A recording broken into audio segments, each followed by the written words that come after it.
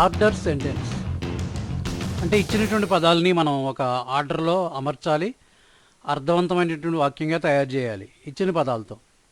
ఇక్కడ happy, we are అని ఇవ్వడం జరిగింది.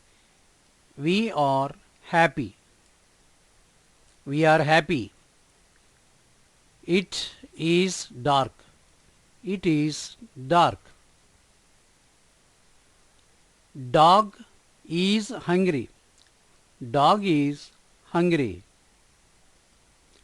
They are coming, they are coming, they are coming.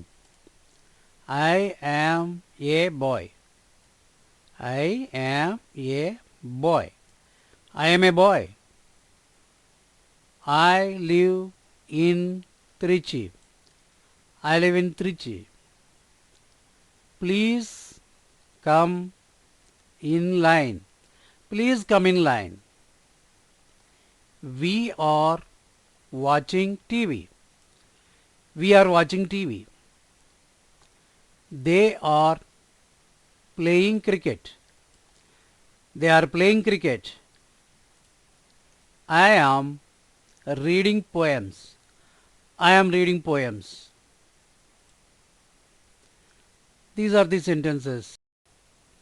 క్రమపద్ధతిలో అమర్చబడినటువంటి వాక్యాలని ఒకసారి చదువుదాం, అలాగే వాటి యొక్క తెలుగు అర్థాలు కూడా తెలుసుకుందాం.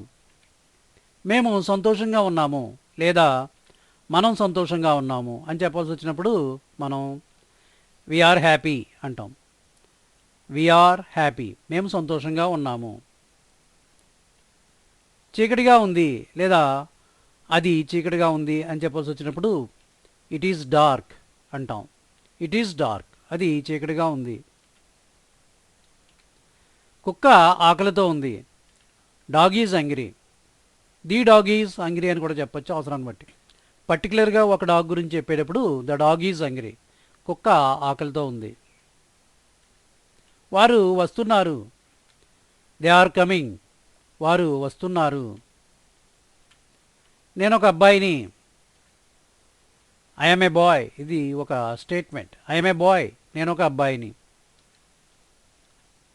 నేను త్రిచిలో నివసిస్తున్నాను, ఐ లివ్ ఇన్ త్రిచి, నేను త్రిచిలో నివసిస్తున్నాను. దయచేసి వరుసలో రండి, ప్లీజ్ కమ్ ఇన్ లైన్, దయచేసి వరుసలో రండి. మేము టీవీ చూస్తున్నాము, వి ఆర్ వాచింగ్ టీవీ, ఇది ప్రజెంట్ కంటిన్యూస్ టెన్స్లో ఉంది. మేము టీవీ చూస్తున్నాము, వి ఆర్ వాచింగ్ టీవీ. వారు క్రికెట్ ఆడుతున్నారు, దే ఆర్ ప్లేయింగ్ క్రికెట్, వారు క్రికెట్ ఆడుతున్నారు, ఇది కూడా ప్రజెంట్ కంటిన్యూస్ టెన్స్. నేను కవితలు చదువుతున్నాను, ఐ ఆమ్ రీడింగ్ పోయమ్స్, నేను కవితలు చదువుతున్నాను, ఇది కూడా ప్రజెంట్ కంటిన్యూస్ టెన్స్లో ఉంది. ఈ విధంగా కొన్ని పదాలు ఇచ్చినప్పుడు వాటిని అర్థవంతమైనటువంటి వాక్యాలుగా మార్చాలి, వాటి యొక్క తెలుగు అర్థాన్ని కూడా మనం తెలుసుకోవాలి.